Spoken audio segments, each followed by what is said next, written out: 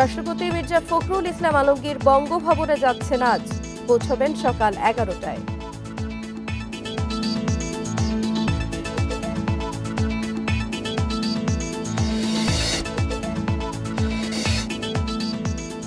রংপুরের মাঝরাপাড়ায় জেলা স্কুলের সাবেক শিক্ষক, তার স্ত্রী ও 2 সন্তানের মরদেহ উদ্ধার।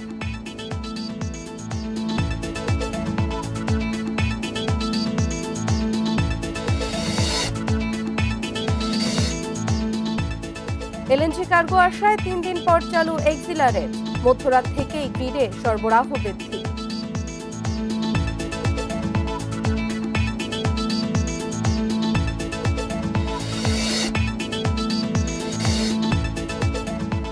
যাত্রীবাহী রেলের বহরে যুক্ত হচ্ছে ভারতীয় 20টি বগি, দেশেই তৈরির তাগিদ বিশেষজ্ঞদের।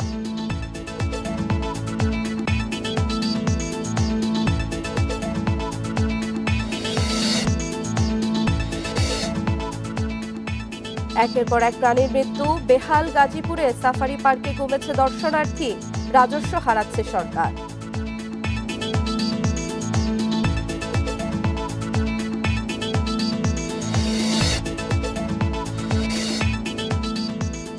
কলকাতায় হোটেলে অগ্নিকাণ্ডে বাংলাদেশি সহ 9 জন নিহতের ঘটনায় হোটেল মালিককে গ্রেফতার।